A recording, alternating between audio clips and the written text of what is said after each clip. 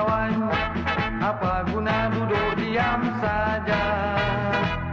Senangkan hati, ayo mari menyanyi.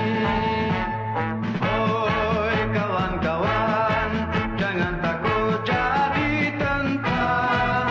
Baik di darat atau laut, udara tentera bersedia. Jikalau kita dalam tentera, mestilah bersiap sedia. Janganlah asyik ingat bini, musuh datang kau tentu cabut elektrik. Oi dengar kawan, jangan